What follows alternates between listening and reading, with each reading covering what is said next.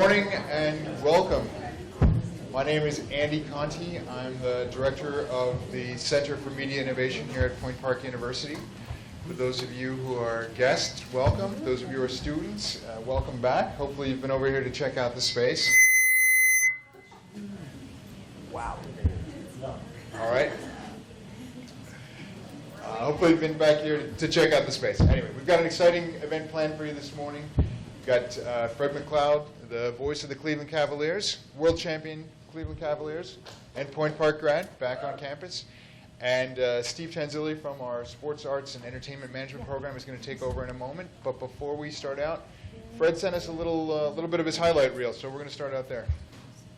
Be bold. Grab The following is a presentation of Fox Sports.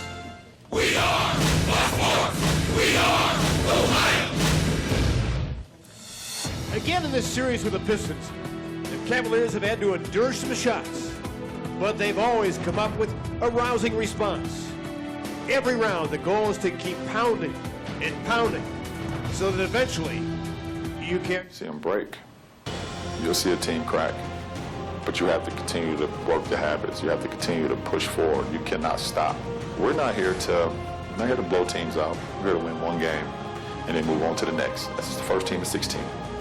You know, and if you're fortunate enough to get there, and I've been fortunate enough to do it twice, it's all that matters. No one even remembers how many points you averaged in the first round, how many rebounds you averaged in the second round. You know, all that matters is who's holding the trophy at the end.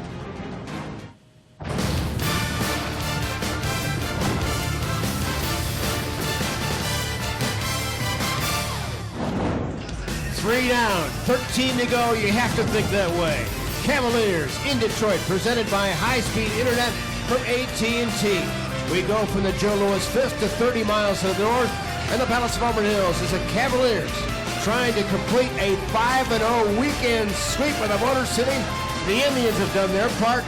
The Cavaliers won Game 3 here now tonight. Game 4 of the Eastern Conference playoff round against these Detroit Pistons.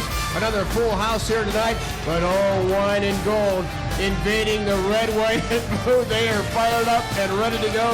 Many making the 3-hour-plus drive here to root on the wine and golders as they try to sweep these guys in back-to-back series as they did in 2009. Good evening, everybody. Thanks for joining us. I'm Fred McLeod, along with Mr. Cavalier, Austin Carr. Nelly snaps a pass, catch and shoots. Are you serious? Ty Lue, you're undefeated. It's short shot top out of bounds.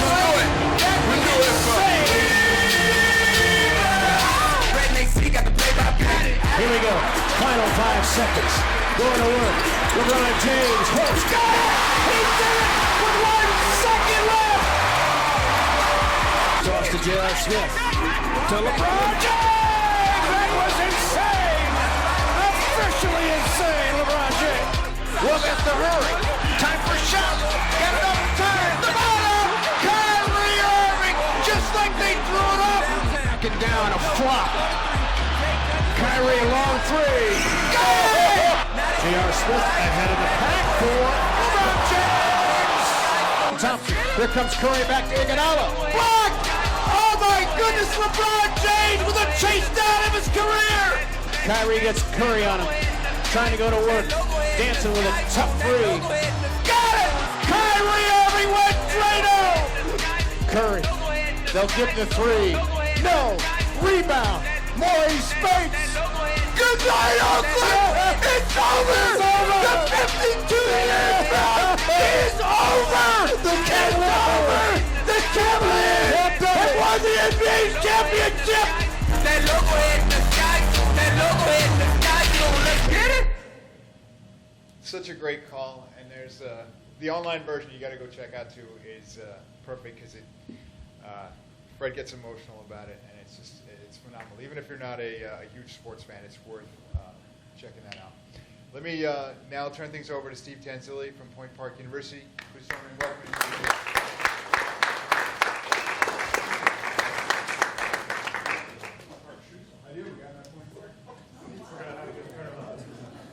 So what I want to do is I just want to really keep it casual and really have most of the session be about you guys asking questions and getting some feedback from Fred.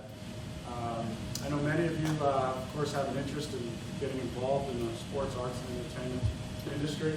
We have a mix of some of our university students, and then we have a couple high schools here today from Westinghouse and Montour. So I want to welcome them to Point Park and our new center here. So I guess, Fred, I'll just have you come on up. And, you know, looking at that video, it certainly can't get old. And I know it's got to be a great feeling every time you see that. Yeah, for sure. So I guess, being a Point Park grad, so maybe just walk us through how you arrived at the Cavs, kind of that career progression, and then feel free, guys, to raise a hand and we'll call on you for a question. Yeah, first of all, I know it seems like I'm from the black and white TV era in 1974. I got the dinosaurs roaming downtown Pittsburgh. You know, it hasn't changed that much, and I'm exactly where you are now. Go back in time to 1974. My family had nothing to do with television. My dad was a watchmaker, owned a jewelry store in Keystone, so my mom was a stay-at-home mom. So there was nothing handed to me. I had no idea. I was going to go to Indiana University for a PA for business, and then decided at the last minute to go to Point Park. So for 3.5 years, I studied hard. I was in journalism and communications, and the final semester clicked in. It was like, you know what? I think I might want to be a broadcaster. So all of you are sitting here. I don't know if you know exactly where your dreams may take you or think you may know. It's never too late, is what I'm saying. And it doesn't matter how meager,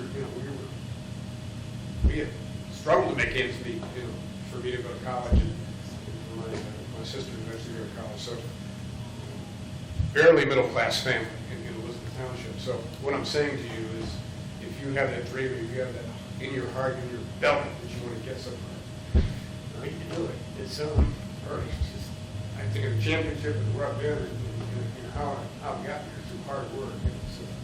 So I see all these faces and I see hope in your eyes, and so follow those dreams. Don't have anybody tell you you can't do what you want to do. So because the baseball team, I would have worn my hat today, but it's smelly and sweaty. So I still have my green hat with a white peak. I saw one of my teammates flew in upstairs. It was a Vietnam veteran who came back to play at Point Park. And our second baseman, Harry Westwood, was a Vietnam vet too, and came back. So these were guys 26 and 25, and, way older than all of us on the team. But they were our leaders. And it took us, we only played 17 games. I think we were 14 and 3. And because we were in a cold weather climate, we didn't play a lot of games. And we were out in Crafton. We didn't have a home field. We had to drive out to practice.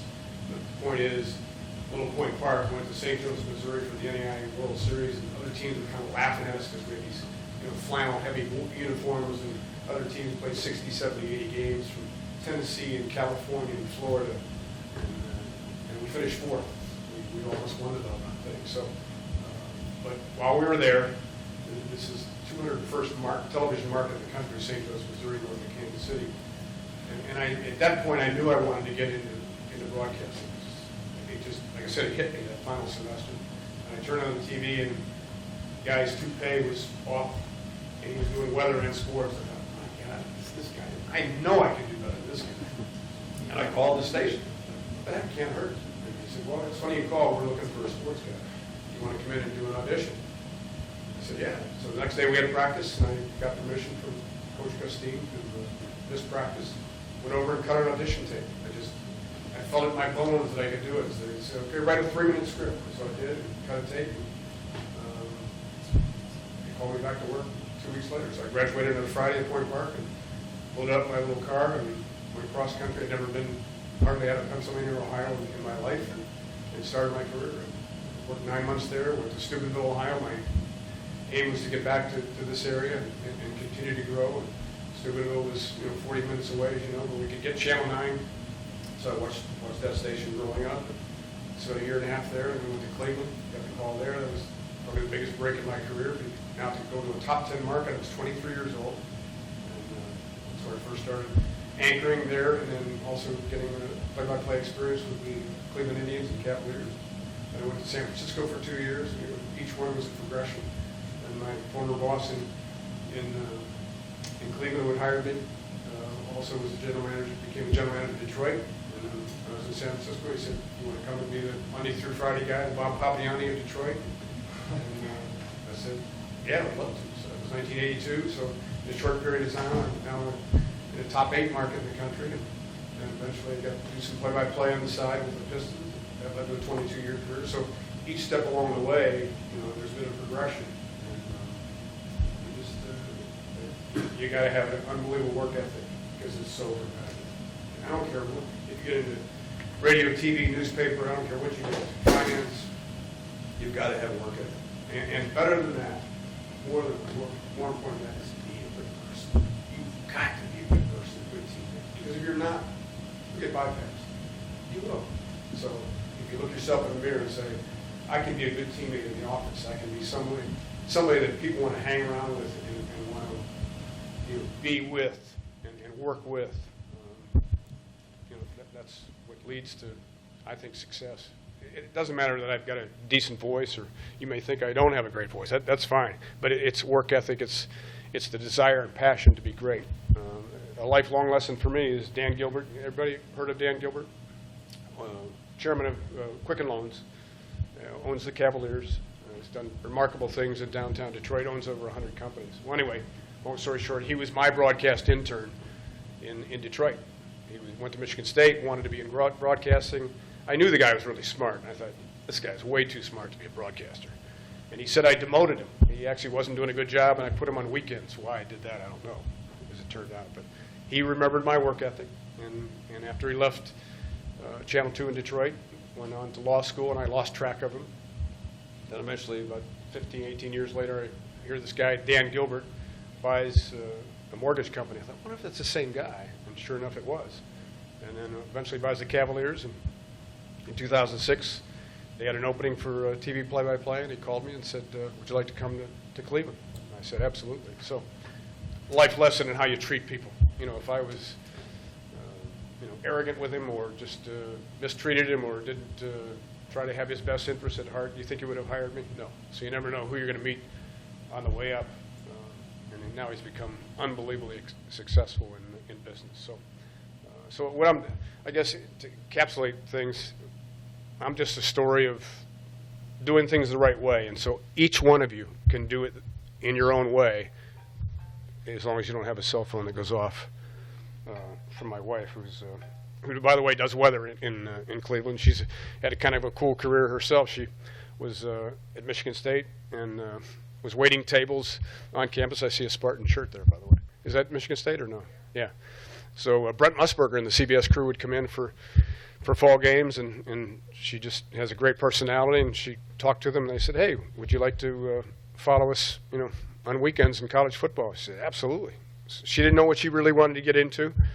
She got an internship as a result with CBS Sports, and then one thing led to another, and she had an 18-year career in Michigan doing the lottery numbers, and then that led to morning traffic, and then we moved to Cleveland, and she morphed into doing weather. She's not a meteorologist, but does a great job of telling a weather story, and so she's had a fine career too. So, and there was nothing handed to her either. So, again, I get back to that. It's have that work ethic, that passion, that desire, that heart, and not to be told no. And you will get told no. I was turned down a couple of radio jobs right as I was getting ready to leave Point Park, and I was down about it. I thought I really had a chance. And one was a DJ, and I was a horrible DJ. I would have been miserable. But and then the St. Joseph, Missouri job showed up, and the rest is history. So why don't we make this a little more informal with just questions. Give me your name, or what high school you went to, and what's your aspirations, what are your concerns, what are you worried about? I'd like to hear from you, basically. Don't be nervous. Give me your name, and got to follow direction. My name's Haley. I'm finishing out my career here at Penn. From where? I'm from Tech High School. Okay, right. Okay. I'm like a junior / senior at Penn. Okay. What is your best advice for somebody who is just graduating in the next 12 to 18 months? Like that final stretch? Yeah, just as much hands-on, and what you've got going here is unbelievable. I mean, I'm just blown away. 18 buildings on campus, and I mean, you guys are so lucky. And we had 2 buildings and a little TV studio. But you got to make what you out of what you have. And well, you're blessed to have this, so use it. But the hands-on is so incredible. Internships are incredible. I didn't mention that. The reason I'm standing here in front of you is I interned at Channel 11 with Sam Nover. And in fact, what had happened was our assignment was to get an interview with someone in the media. Well, my assignment was a newspaper writer, and a classmate had Sam Nover, and he wanted to do writing, and I said, why don't we flip-flop? And we were allowed to flip-flop, and so I interviewed Sam, and he was very gracious to spend time with me, and he said, would you like to join us as an intern sometime? And I said, absolutely. So Friday nights, my job was to collect football scores. This is way before social media. This is way before the internet. This is calling police departments and calling pizza shops and calling wherever I could figure would pick up a phone and might know, a final score of a football game. And so that was my job on Friday nights. But I owned that baby. So he knew my work ethic and helped me get my first 2 jobs. He picked up the phone and said, this is Sam Nover from WIIC at that point in Pittsburgh, and I got a guy here who's really hungry, and he helped me get my first 2 jobs. So whatever practical experience you can get it. And internships are huge, and I assume, Steve, you That's the stuff we talk about, the importance of practical hands-on experience, the importance of internships, not just 1, 2, 3, the importance of being a contributing member of the campus community. And what I love what Fred said is you got to break by what? Making a phone call. Right. I mean, reaching out to somebody. Yeah, you've got to. And making a phone call. You all know use a mic because it's an official CMI event. Oh, okay. Yeah, I mean that's what you got to take that chance and have confidence in yourself. Can you just tell us a day in the life? I mean, you talk about preparation and working hard.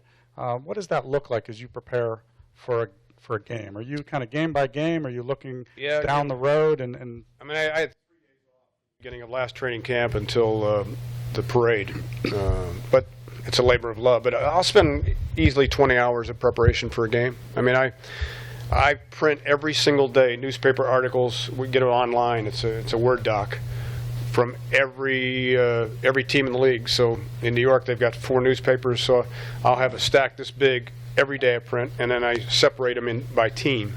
So then when I do the New York Knicks, maybe I haven't seen them a month. Well, I may have a month of reading to do. So I still use a highlighter. That's old school, but I highlight and look for quotes and look for stories. I love feature stories, and so then from that I glean, what I want. I star my little highlighted elements, and then I put them in my database and put them in and then I print that board up, and it may be quotes, it may be stories when they were a little kid, it may be other interests that they have, and so that I've got all that information at my fingertips. Basketball is so fast, you don't have time to look down during play, but maybe when they go to the free throw line or coming out of a timeout, and I try to weave those stories in. So, but I watch video. We have obviously the ability to watch scouting video. I can watch players, I can watch an opposing player, what he does in pick and rolls. I can look at what he does in three-point shooting, or if I want to see video of a rookie I haven't seen before, I can see what his tendencies are. I talk to coaches, talk to players. I go to practice every single day. A lot of announcers don't do that. I'm not beating my chest, but no one's going to outwork me in the NBA. No one will. Now, they may work as hard, and you've got to be really good to get one of those 30 jobs, but no one will outwork me. And so I'd rather over-prepare so that if we've had instances where there's a leak in the roof and all of a sudden the game is stopped, or the backboard breaks, or maybe the power goes out. Now you got to be ready with stories, and so I am armed with so much that, knock on wood, that I'll always be prepared for the unexpected, and that's only comes from preparation. And that goes for you guys getting ready for tests or projects. Over-prepare. Just over-prepare, and you will always be safe. Because if you try to take the shortcut, in anything, in an internship, you'll get exposed. It's too competitive. And so, just just be that sponge and just soak it up. And then, you know, guys, anybody in here want to do play-by-play? Really? Nobody, huh? Well, anyway, I tell aspiring play-by-play applicants to go to a softball field and call the game. You know, get to know the teams, and you know, and do it in a recorder. Do it on your phone, and you know, hear your voice played back, and you know, just the more things you can do. You know, writing skills, you can always do that on your own. You don't need a professor to stand over you and make you become a good writer. Only you can limit yourself. That's really true. It's, in spite of how competitive the workforce is, only you can stop yourself. And you've got to believe that. Does everybody believe that in here? Let me see a hand that thinks you have no chance. Anybody have no chance? I have no chance. I mean, so that's good. I didn't want to see any hands. So absolutely you can do it. So I don't want to stand. Fred, when you talking about the business side of what you do, so when you started, your responsibilities, I'm presuming, was to call the game. Now with, you know, Facebook and Instagram and Twitter, are those things that are part of your employment arrangement, that you have to have certain accounts and you have to post certain times a day? Can you maybe speak a little bit about those responsibilities? Yeah, the only reason I came here, by the way, was to pick up followers. So at Cavs Fred McLeod, so I expect me to go over 34,600 now. In fact, I think I'm second in the NBA. The young man at Dallas does a great job. Mark Followill has the most, but absolutely. And it's a way for us to reach out. I'll even do it during the game, not during live play-by-play, but during commercial breaks. And I got to be careful, because during commercial breaks, the producer will show us a replay or show us a package that's coming up. And so sometimes I get distracted by, you know, answering Twitter questions or very quickly on my iPad. But I think it's an engager, and I think it's very important to be able to connect. My wife is phenomenal at Facebook. She's Beth McLeod, if you ever care to. She'll show video. In fact, she was the one that shot the video that Andy mentioned of me calling the final, and I broke down and cried. I did.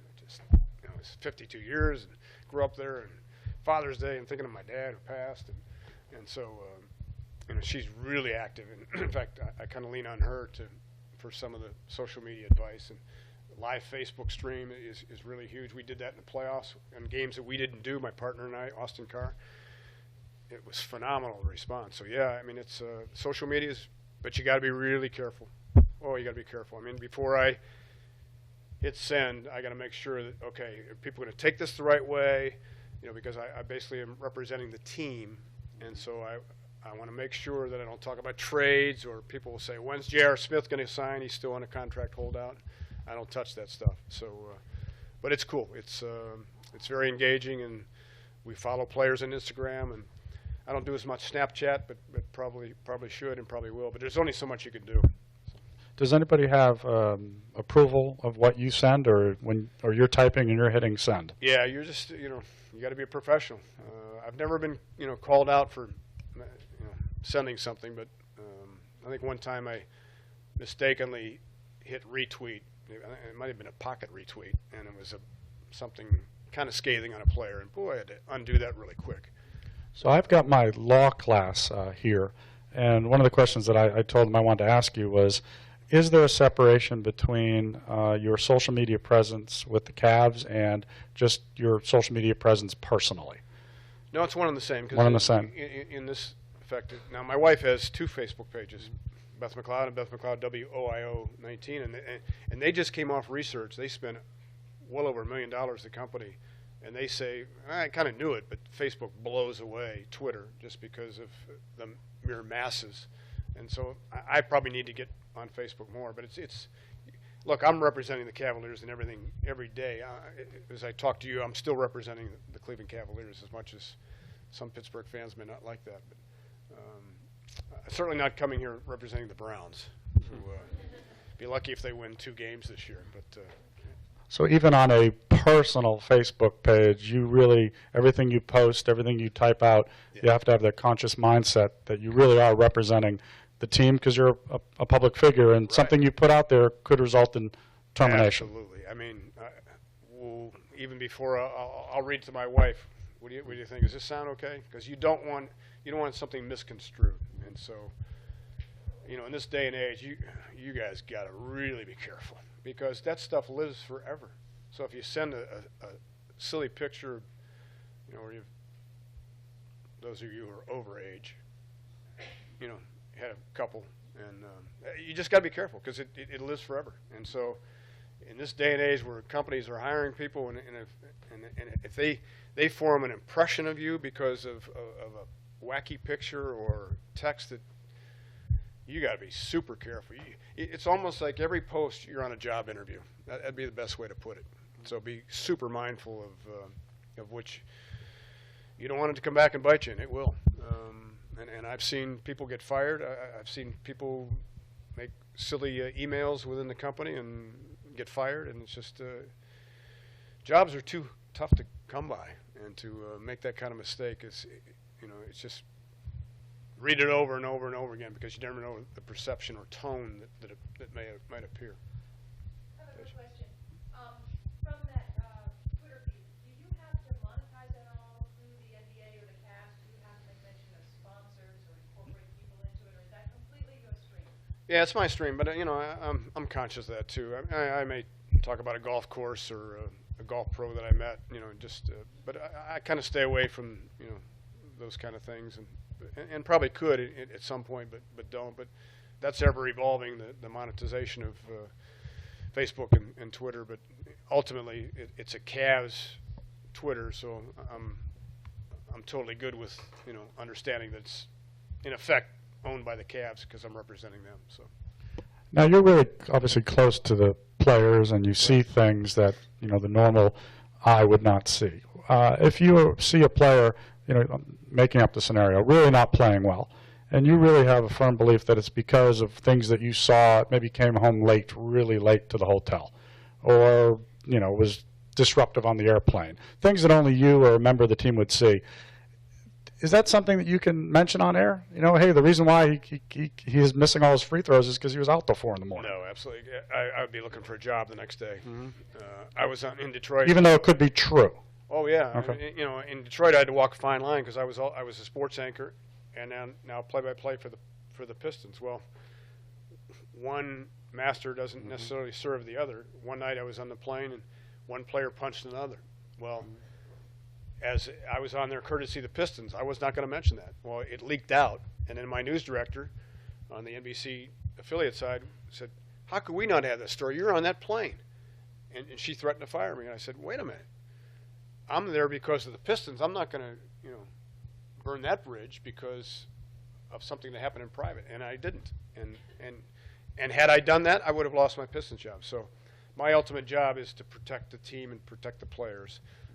Now, if they're playing poorly, you give the other team credit, and you say this is not the Cavaliers' night. You got to still keep some credibility there, and that's really what the analyst does. He tells how and why.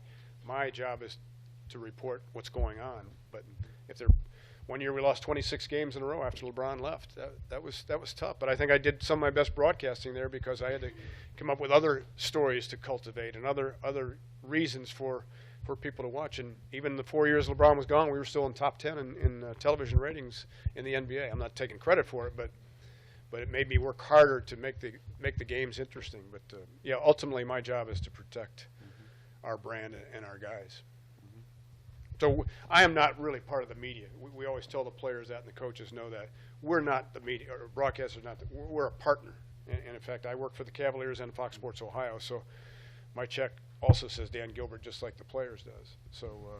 And that was something we had talked about in class about, what is that employment relationship that you have? Okay. Now, on Bob Papayanni's side at KDKA, now he's got to be objective. Of course, in his heart, he's from Pittsburgh. He wants the Pirates, Steelers, Pens to win. I don't know what he figures about Pitt or Penn State, but but he still has to report and be more objective than I do as a play-by-play guy. Question. Give me your name. I'm Lewis. Where are you from, Lewis? I'm Lewis. I'm from Point Park University. I'm a senior here, and I went to Lincoln Park Performing Arts Charter School. Okay, cool. All right. My question is, going off of that kind of PR crises kind of deal, are you involved on any of the social media strategy meetings for that?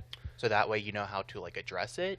or is it kind of like sent to you and you're told how to address it or not? I mean, it's common sense many times, but we have a social media team, and many times I will, if something controversial comes up, we had a player who has talked about not standing for the national anthem coming up.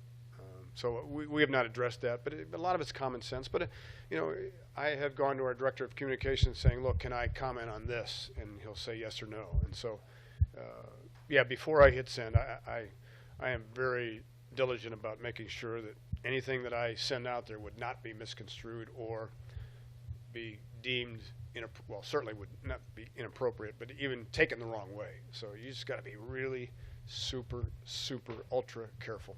Can't overemphasize that. It's a different world we live in, and that's okay. It's all for the good. We all love social media. We all love, following famous stars, and I don't follow the Kardashians, but it's cool. So I embrace. A lot of my colleagues don't. A lot of my colleagues, I'm not going to go on social media. Well, that's old school thinking. You either adapt or die. Okay, and so for me, try to be as hip as I can at my age, but you just try to. I don't try to be a college student again, but at least to understand what's going on out there. Is that your choice there on social media, or does it come back to that as something that the employer says, hey, we need you to be on social media, and this is the amount of volume of Texas posts? Is that part of your arrangement? In Dan Gilbert's world, he's very progressive, and so when social media really became in vogue, he encouraged it, but no one said you had to, but it makes common sense. I mean, it's just, it's a way for me to connect with fans, and, they'll repeat phrases I have during games and right back at me, and I try to answer each one or like each one. And occasionally you get people that don't like you, and that's okay. And it's hard. You may have 50 people who say, we love you, and you do a great job, and we love listening to you, and then the one guy, will say, oh, you're a homer. Well, it's that one tweet. In fact, we talked about that yesterday at the NBA meetings. How do you handle the negative tweet? Well, you just kind of, one guy just always retweets those. And then what happens is then the fans who support you then, undress the guy who made the disparaging comment. So, but it's human nature. You want to be loved. You want 100% of people to love what you do. And so you just try to understand that it's also a voice for those who are, frustrated at times. And so you take the good with the bad. Yeah. How hard was it for you personally when LeBron left? Because Dan Gilbert took a lot of heat for that, and it seems like you and he are rather close. So that had to be a tough time. It was tough, but Dan wrote a very scathing email that, if you look it up, I don't know if it still exists out there or not, but anyway, he was speaking from the heart the way Cleveland fans felt, and they felt kind of betrayed. But in retrospect, as the dust settles from all that, LeBron had the right to do that. It was like him going to a 4-year university to learn to have a degree in championship, and he won 2 in Miami, and his heart was always in Northeast Ohio. We would go down to do games in Miami, and seconds before the ball was jumped up, there's a pocket of time, 30 seconds between where the players were introduced and they come around the circle. He would always run over to myself and Austin Carr, my partner, and shake our hands and smile and say, and so I would say, we miss you. And that was tough because now there's LeBron James, the iconic, we always say LeBron. Well, now I had to call him LeBron James because my Cleveland fan base was rooting deadly against Miami, but then he came back, and so it'll be a Hollywood movie, and he owns a production company, so he'll probably produce it and he'll probably star in it, and because think about it, 52 years without a championship. I always tell this story. We're 2.5 hours between Pittsburgh and Detroit, 2 rival cities, and since 1964 when they won their last title till now, Pittsburgh had won 12, Detroit had won 9. That's 21 titles. If you sent that script to a Hollywood producer, they would throw it away, say, oh, nobody's going to believe that. We're not going to do a movie on that. But they'll do a movie on this this championship, 52 years of. I hosted a Rotary luncheon 2 days ago, and there were tears in the eyes of guys in the 70s and 80s because they didn't think they'd ever see a championship again, and so it was such a feel-good story. 1.3 million people jamming into downtown Cleveland to celebrate. And I interviewed one gal. She was up in a tree so she could get a better vantage point of the parade route. And people, utter strangers hugging each other and crying. And this is days after the championship. And it just, just like when the Pens just won again, I was so thrilled for them to win another time. Well, that's the 4th cup. That's pretty cool. You guys are kind of spoiled here. What, 6 Super Bowl rings? And I remember vividly, 71, I go date myself, but the Pirates won, and I came down for the parade, and I think it was a sophomore at Point Park, and that was cool. I still remember that like it was yesterday. I almost got pushed into the motorcade, and when they beat the Baltimore Orioles, came from behind. So, those memories stay with you for a lifetime if you like sports at all. When you woke up the morning of Game 7, was there extra pressure that you felt? Did you prepare any differently, thinking that this might actually be, that night? Well, it's a good example of power of thinking. We lost Game 4, so we were down 3-1 to Golden State, and we knew we had to fly back to Golden State. And I dreaded going back on that flight. Going, man, I don't want to go out there again. Long flight, and probably going to celebrate. But our general manager sent out an email. It was a long email on history could be made here. No team had ever come from 3-1 down. He said, why not us? That was the essence of the email. Why not us? And man, I read that thing, and I got off the plane thinking, yeah, why not us? And the players said, yeah, you know what? We got to go back to Cleveland anyway, so let's go back and play a game. Well, then Draymond Green was suspended for Game 5. Cavaliers went out there, came home. You knew they were going to lose Game 6 at home, and they blew out Golden State. Now, all bets are off. Game 7, it's on the road, but you've got LeBron James, the greatest athlete of our time. And so that morning, I thought, we can do this. And when they did it, man, you choked up. Did you pre-think what you were going to say at the end? No, you can't. You can't. You have an idea, but some guys will write that stuff out, but I think it sounds like it's been, if it's too well scripted and too well written. No, you heard it in my voice. It was just, we were up because we were broadcasting back to the watch party, so it wasn't an official broadcast. So we were up in the corner, and literally I'm this far from Golden State Warrior fans. So I'm there. It's over. It's over. All game we were cheering for the Cavaliers, of course, and they were throwing, verbal barbs at us, and if looks could kill. I mean, so it was, and they had no comeback. I'm lucky I didn't get mobbed that night because I kind of rubbed it in, but I couldn't help it. I couldn't hold it back. So it was, good night, Oakland. It's over. And so it just, so it was just a spur of the moment feel. My name is Leonard Hall. Where are you from, Leonard? I'm from. Well, I go to Westinghouse. Okay. Go Bulldogs. Yeah, exactly. What obstacles did you have to face coming from Detroit onto Cleveland? Well, it was interesting because the guy I replaced was very popular, and Dan Gilbert made the decision to make a change. I had to kind of fight through. Well, he's from Detroit. He's a Detroit guy. So initially there was some backlash. Who's this guy from Detroit? They didn't know or care that I was from Cleveland and grew up there, and had worked in the market for 4 years prior to that. It had been a long time.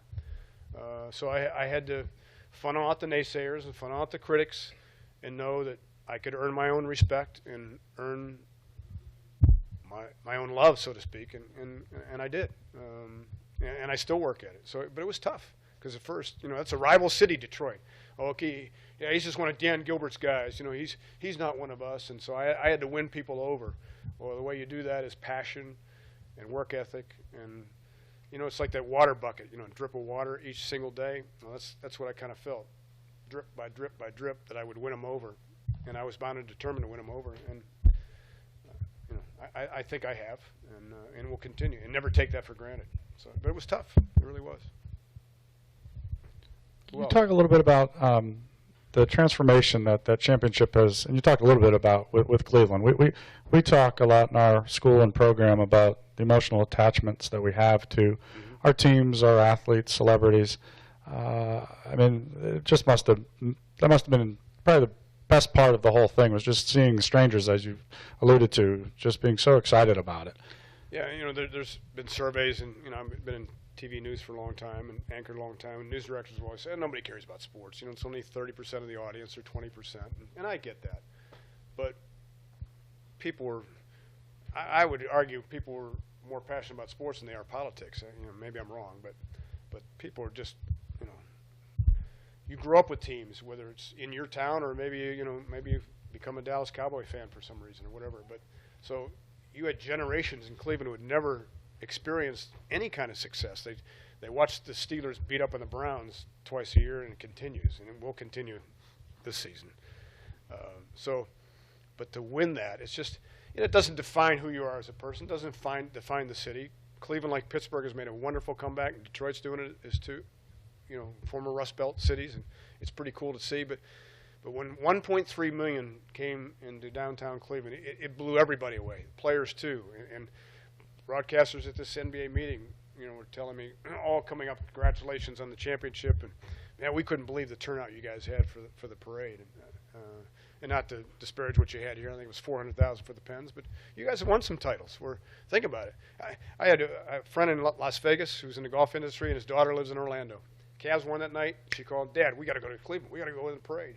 A friend is in New Jersey, flew in for the parade, went back home. I mean, people from literally all over the world who have Cleveland ties came back for this parade. So it was a moment that a lot of people thought they would never see, and so to experience it and to, I mean, you can't even describe it. It's just, and there's this glow that continues. Everybody everybody I see, they just want to talk about memories of Game 7. A lot of people have not erased it off their DVR, and probably won't, or they're throwing it on a jump drive somehow. So it's just holding on to those moments, and it happened on Father's Day, and it's just, it's pretty. Like I said, you guys are kind of spoiled with the success you've had here, and I'm sure when the Steelers win another Super Bowl, and it's going to happen, you'll be just as happy as you were the first time. But it's sport. That's what's cool about sports.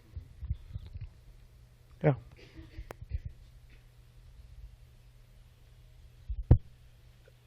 Fred, from a business, TV business standpoint, can you talk about broadcasting rights? How many games does Fox Sports Ohio do in the regular season? And come playoff time, how does that change? Or if ESPN comes in, if you could talk about broadcasting rights from the business Yeah, those side. doggone networks. We lose 12 games. That's the max you can lose. So we broadcast locally 70 of 82. And then we get first round games that are not ABC exclusive. And then second round, we lose them all. It used to be we'd do some games in the second round. So it's tough because, you're involved in a day-to-day play-by-play call. And for me, there's nothing that beats the rush of making those calls. It's what I live for. And so now all of a sudden you watch the networks come in, and it's a little deflating. So we do pre and post game, but it's part of the business. You can't control. It's billions and billions of dollars that are spent by TNT and ESPN, ABC. They pay the money for those rights. So at least I was able to do Game 7, as you heard, back to our watch party, which was kind of cool. It's kind of innovating. Some of the teams have not done that, but and we did it last year too, where we were on the road. And we did the game call and it's a filled out arena, 20,000 people to watch the game on this big humongatron that we call it. And so it's a cool one-on-one connection we have with our fans, and it at least keeps me involved in the play-by-play call, because I would much rather do a game. People say, oh, you get the night off, you get to enjoy the game. No, I'd rather do the game than sit there with a bucket of popcorn and watch the game. It drives me nuts. But so at least I was able to do Game 7. That was cool. Any other questions? Any other concerns? Are we all want to get into media in here? Anybody not? No? Okay. Got a question here. My name's Marisa. I'm from Eastern Pennsylvania, Allentown. I'm a senior here at Point Park, and I was just wondering, you said that you played baseball for Point Park. Mm-hmm. What made you end up announcing for basketball? Did you always want to do basketball, or did you ever think about announcing for another sport? It's funny. Baseball is still my knowledge base. As a little kid, I would do play-by-play in my backyard and do the games. I'd do the crowd, and it was just something I always. Bob Prince, the old Pirate announcer, I'm sure your parents have talked about him, made an amazing impression on me. Just his ability to make games entertaining. So that just stuck with me. It was just, I remember some of his sayings to this day. And so I played baseball, and I started out as a sports anchor, and then when I got to Cleveland, they said, well, would you like to try some baseball and basketball? So I did a year of the Indians and Cavaliers, and then moved to San Francisco and then back to Detroit, as I mentioned. And they were starting up a new cable operation for basketball, and again, it gets back to work ethic. I mean, they saw how hard I worked, and said, would you like to do some 40 games with the Pistons? And so that's, I think if you can do one sport, you can do just about any, if you do your due diligence and have a knowledge of the sports. But baseball is still in my gut. And, I could do a baseball game tomorrow if I had to, just because I know the game so well. But still, you would have to prepare for it. But basketball has become my first love because of the speed of the game. It's just that's the challenge. Sometimes I'll anticipate and make the call ahead of what's going to happen, and I have to pull back and whoops, sorry about that. But I'd rather do that than be late on a call. And you can really tell when announcers really know their craft and really do their homework when they're not just telling you he's in his 6th year out of LSU and he's 6'10". Big deal. You can find that. Most people, they've done surveys now, are watching the game with a second screen, either a phone or an iPad. So you've got to tell them more. You guys can all figure out how old a guy is by 2 clicks on Google. So, it's our challenge to make it more interesting and tell you things about a player you didn't know.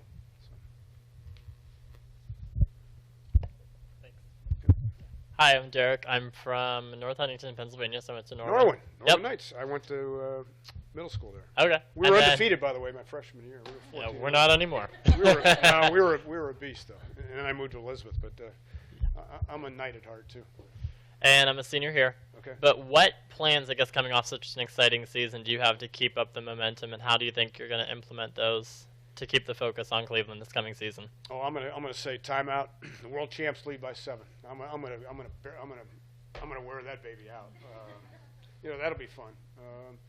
Just a lot of it's reaction.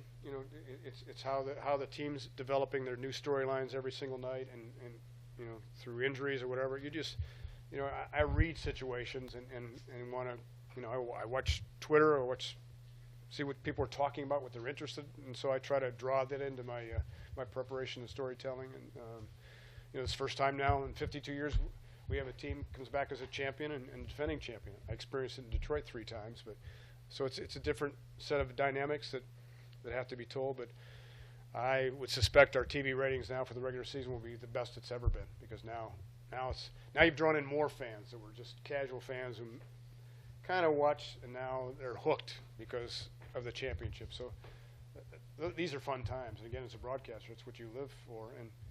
And every team goes through ebbs and flows. And Coach Tomlin's trying to get them back to a Super Bowl. Well, they've had some rough years too. Not many. Very few teams like the San Antonio Spurs, I think, been to the playoffs for 18, 19 straight years, whatever it is. And that's few and far between. So every broadcaster who does play-by-play has had some lean years and some championship contending years, and maybe lucky enough to win a ring. And I will get a ring. I'll have 4 championship rings. And that's pretty cool. I'm pretty proud of that. So, but it's fun. It's we know we'll have an attentive audience because they can't get enough of the Cavs right now because of winning a championship. Same with the Pens as they open training camp on Friday.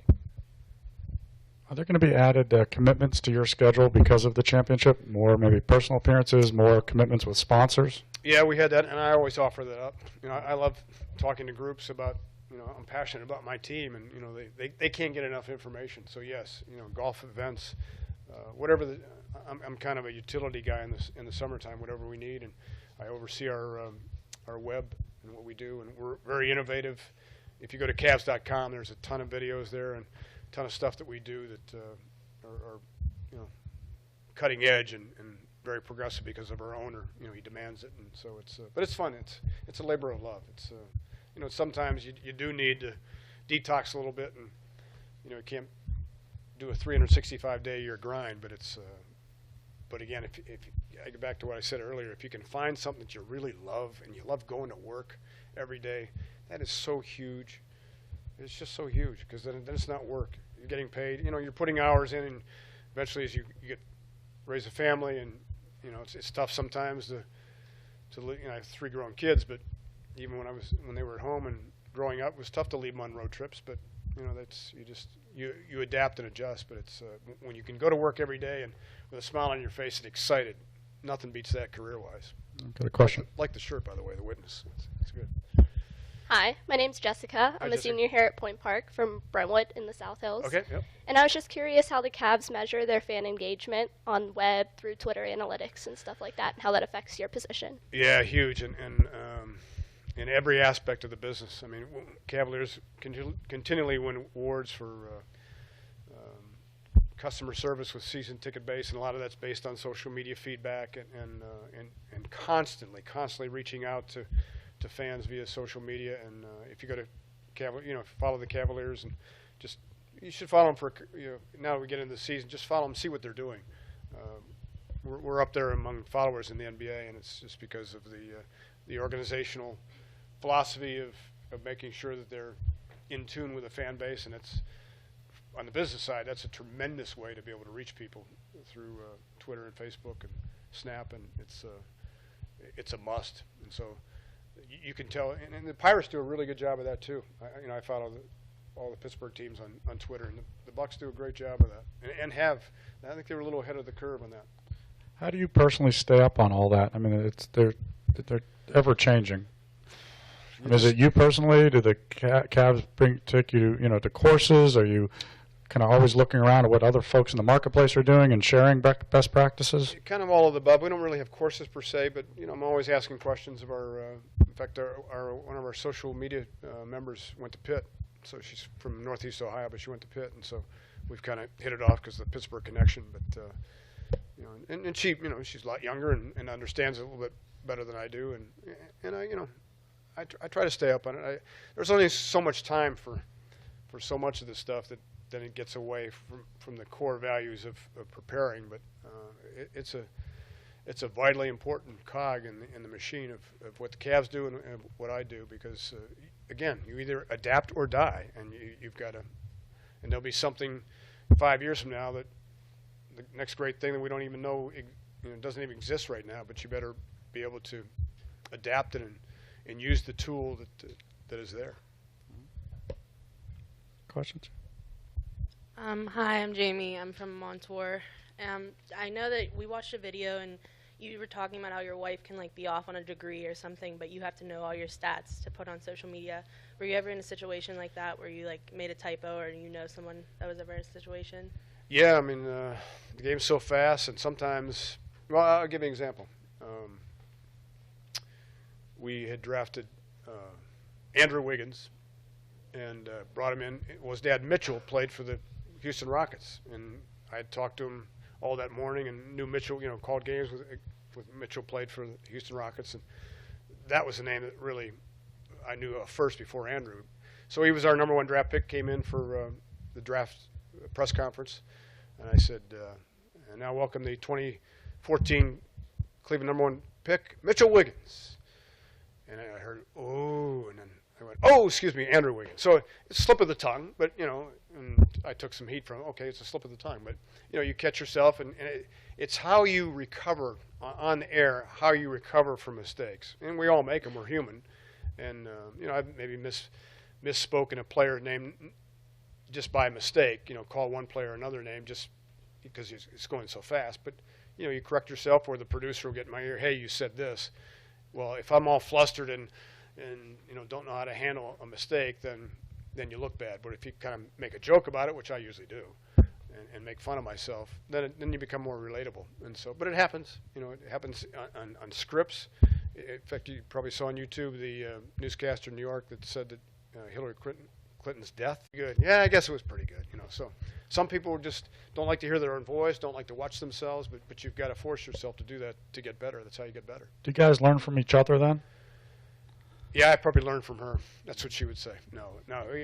It's cool. It's an unusual dynamic with husband and wife on the air. But yeah, I mean, she'll be critical. She'll say, or that coat and tie combination does not. She'll say, white shirts, and she's right. It pops. And so I lean on her for, not only the physical appearance stuff, but hey, did that sound right? She'll say, I think you were forced that a little bit. And then, but I'm very careful in how I critique her weather, because that's a minefield. So I pick my spots when I certainly never critique her on how she looks. And, by the way, if you ever That's a piece of advice, just a universal piece of advice. If you're ever bored some morning, okay, it's WOIO.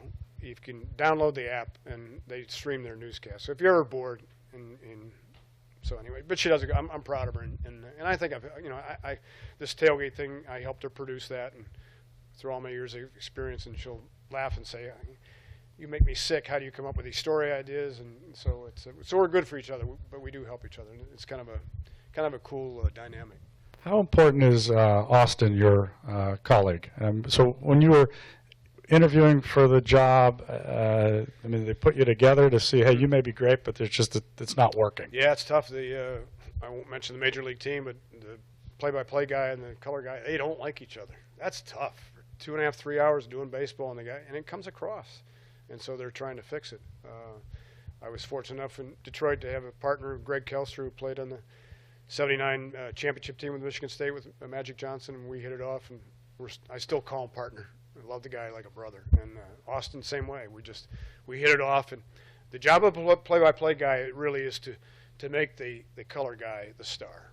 You have to put your own ego aside, and so he's the ex-player.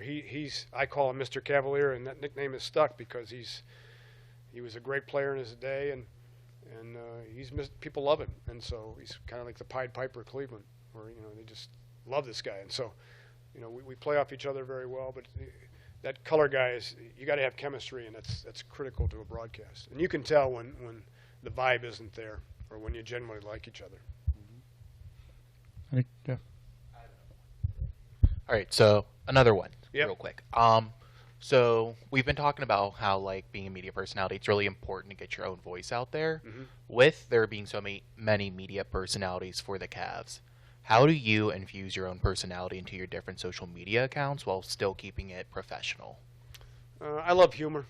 It's just I always try to find a cutesy, funny way to respond, and just whether it's an emoji or just try to be. That's who I am. So you keep it light, fun, just not X's and O's and not dry, just to be human. And so that's the way I am. And so I try to be myself. And if you try to be someone you're not, you get exposed. People are too smart. People are very savvy, whether it's social media or watching or listening. They can tell when you're forcing it. So it's you got to be yourself. But it's fun. I love to engage back and forth. And in fact, we were in Hawaii on our 25th wedding anniversary, and I just had a couple minutes, and I tweeted out about a new Cav player, and somebody tweeted back, "Well, that's all you got, Fred? Those stats?" I said, "Well, I am on a vacation," and I had an emoji of a pineapple or something. So I was in Hawaii, so I got to have some downtime. Do you have a mentor, somebody that you aspire to be, or you pattern your calls after? I mentioned Sam Nover. I'm going to play golf with him again soon, and he's meant everything to me. I mean, through osmosis, I was in his sports office, and I watched how he carried himself, and I even had the same mannerisms as he did, not trying to copy, but and I'm sure Bob is the same way at Channel 2 now. Been in the business a long time, and now he's got a daughter, but a great professional, and people should emulate the greats. And so, but for me, it was Sam, and I'm sure your dad knows about Sam, and he's awesome. He did Network Olympics and did Steelers for years, did Penguins, and so you have to. I think it's fine to have someone to pattern yourself up. You still have to be yourself. Ultimately, you have to be yourself, but to find role models, absolutely, because those people have cut paths and have a blueprint that you should follow. Is there an event that you would love to call, whether it be the Olympics, a Super Bowl, or is Game 7 kind of I'm fine with that being the most significant event that you've done? Yeah, locally, that's probably the best. Super Bowl would be cool. The Masters would be cool. I've never done golf, but that would be cool. I love golf almost too much. It's really a passion of mine. I've got my clubs in my trunk and changed shafts this morning before I came here. So that would be cool. But and eventually maybe the chance will come up. But just to be a part of championship events, and as a sports anchor, I've covered the Ryder Cup, the U.S. Open, PGA Championships. I've covered Super Bowls, and I've covered them all, Stanley Cup Finals, and But there's nothing like being in that seat with the headset on and calling the game, because you're the connection to the fan, and nothing beats that. It's a rush. It really is. It's a natural high. Right. Okay.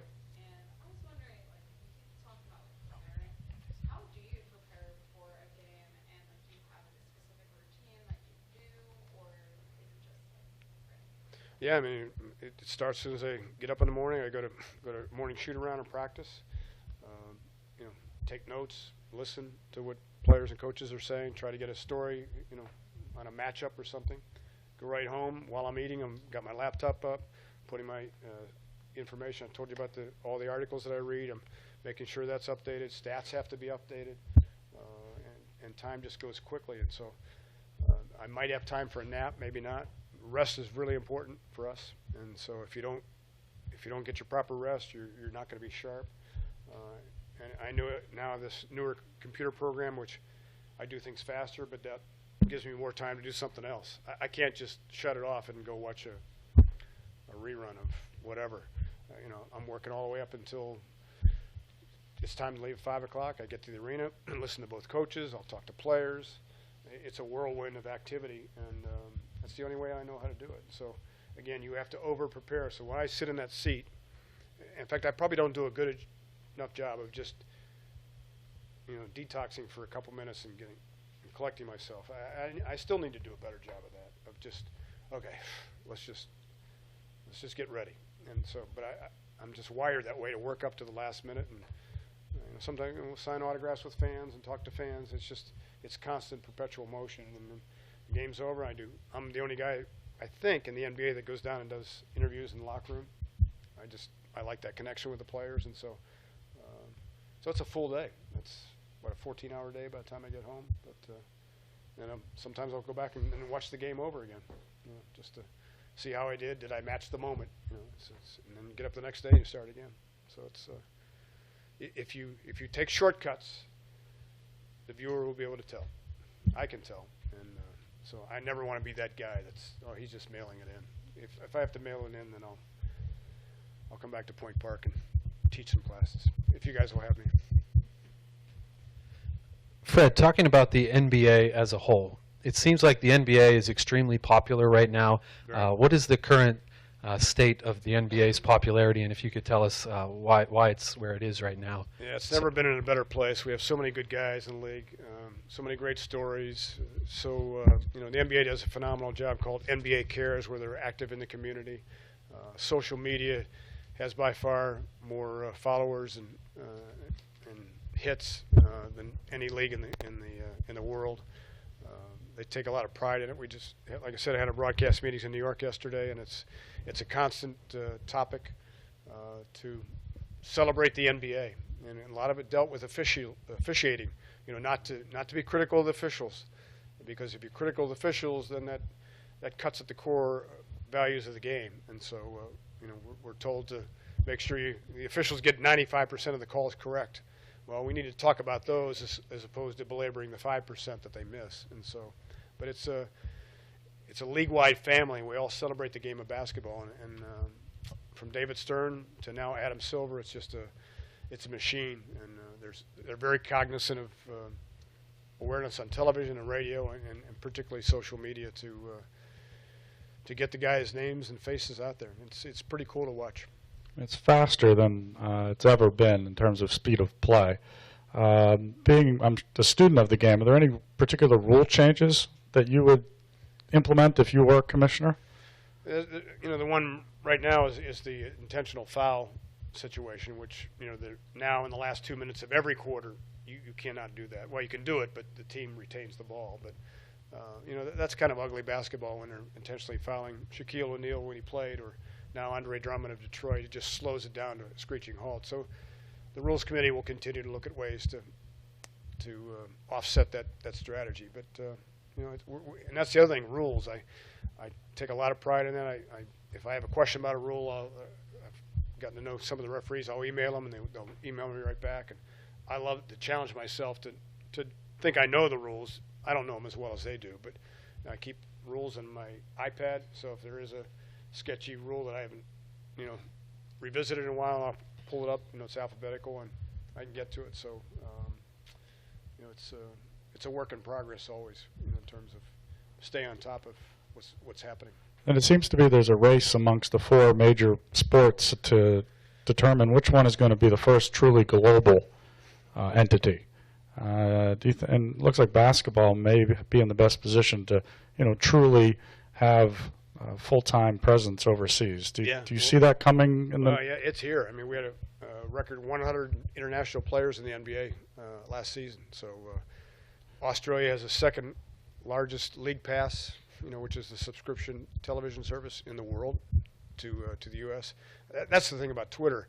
I get constant emails or tweets rather from Philippines, England, Poland. Hey, we're watching here. It's 3 in the morning. We're watching in Australia, and that really tells you how small this globe is. I get a direct message from a guy from Belgium. He wants me to watch his videos that he cuts on the Cavaliers, and it's really humbling when you getting back to the earlier questions about social media. When you're talking about the world, not just Northeast Ohio, not Western PA, just it's the world, and so that's pretty cool. And to be able to reach out and talk to somebody from Uganda. I mean, I've got followers in Uganda. How's that happen? Well, it's because of the Cavaliers, but it's pretty cool. Do you think we'll have an NBA team outside of North America? I do think that could happen, where you'd have maybe 6 teams in Europe, perhaps, and maybe some of the Baltic states. And, then travel becomes the issue. Obviously a team from Cleveland would have to, spend a week there and play 5 or 6 teams. But I think it's coming. China, I think there are 300 million basketball fans in China. That's more than our population in the U.S., period. So you got to tap into it. India is the next great frontier. And so, LeBron James is huge in China. I was in 2007 when we went there in Shanghai. I mean, he was like a rock star walking into a Nike exhibit. It was unbelievable. This is China, and they LeBron James, and it's just. Can you imagine how big that guy is? And that's the thing about the NBA. They don't wear helmets and shoulder pads and don't wear a baseball cap, and the fans are so close to you, and so it's amazing to be around that guy, and yet he's a great dad. And I don't know if you know his upbringing. For a while in Akron, Ohio, he and his mom lived in a car. And it was he lived with several families because she couldn't take care of him, and now he's become this phenomenal dad. It's fun to watch, and he's got so many physical and mental skills that I can't even comprehend. And I'm lucky to be calling these games that involve him, because we may never see another guy like him.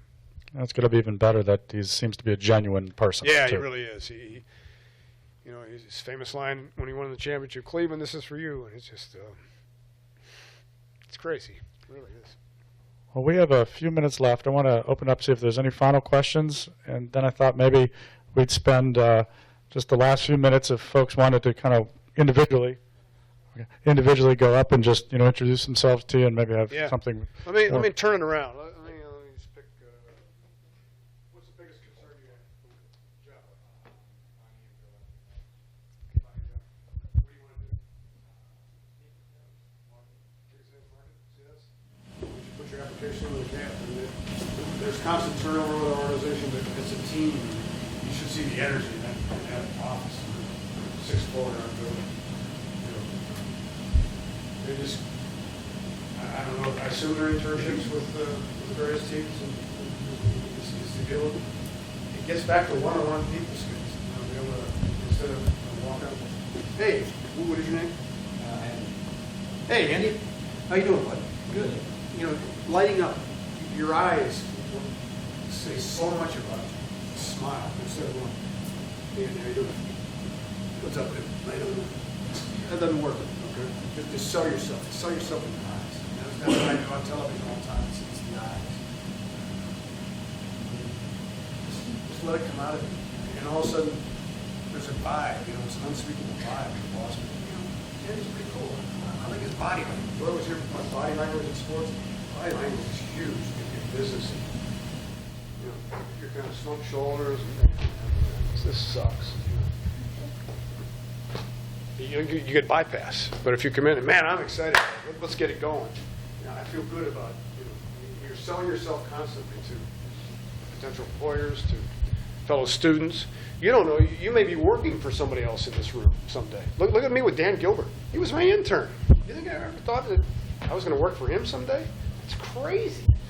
But because I had good body language and because I was a positive guy and a hard worker, that resonated with him, and here I am. So that's a life lesson, man.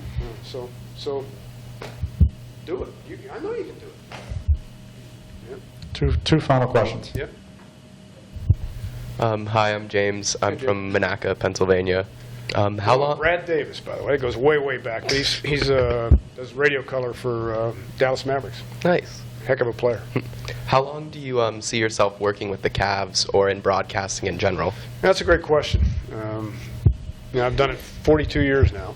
So I started when I was 9. No, I'm just kidding. But it's just so much fun. I mean, Vin Scully, I think, is about 87, is getting ready to wrap up a career that no one will ever touch. But if it's fun, if it's invigorating, and it's not really work, it's work, but it's not really work, then I don't want to retire. I mean, eventually, they'll tell me that it's time to retire. But it's just so much fun. So, to answer your question, I don't know, and I don't want to know. When it's time, it'll be time, and I'll go on. Like I said, maybe I can always come back to Point Park. But hopefully, that's the beauty. If you can go out on your own terms, that's the dream scenario where, like our radio guy Joe Tate, health-wise, he just couldn't do the travel anymore. But he's iconic in Cleveland. He did the Cavs for 41 years, and he's going to get a championship ring. He's retired, been retired for 3 years, but he went on his terms. He had to stop, but if he was still able to do it, he's still got a great voice. The Cavs and the Cavs fans would love it if he was still doing radio, because he's our Bob Prince of Cleveland. So. All right. Well, I want to personally thank you for taking the time to be with everyone this morning. We'll do it more often. We'll be great. Welcome back anytime. And then I think we'll just spend the last few minutes of the class period for those that want to come up and introduce themselves to Fred. Please take that opportunity to do so. So, Fred, thank you so much for coming in and doing this. Glad to be back in the Berg. It is funny, though, in Cleveland, I didn't really announce on social media I was coming back here today, just because it's a rivalry. It's crazy. I mean, poor Browns fans, they hate the Steelers because the Steelers own them. So it's just, but it's a good natured rivalry. But it's well, we can drive you over to Heinz Field and show you the trophies if you want. Yeah, I know. So. Hey, listen, I'll never forget, I was in Steubenville at Channel 9, and in those days I had to shoot my own film. I had to edit my own film, not tape, film. So I'm covering the Super Bowl in Miami, and the Super Bowl wasn't nearly as big then. And Tom Landry, the Hall of Fame coach, was taking all kind of, now we see Media Day and, thousands of reporters from around the world. Well, then it was probably maybe 100. And he sees this guy with a camera and, patiently waiting to ask a question. He says, "You young man, you've been waiting long enough. What's your question?" He pointed at me. So that was kind of cool. But those Steeler championships, I remember them like it was yesterday. Especially those first two, covering them, and having gone to high school and college here, it was hard not to root for the black and gold, because they had finally won a championship, and then won 2 and then 2 of 6. All right. Well, thank you so much. All right, guys. Thanks for coming. Good luck, everybody.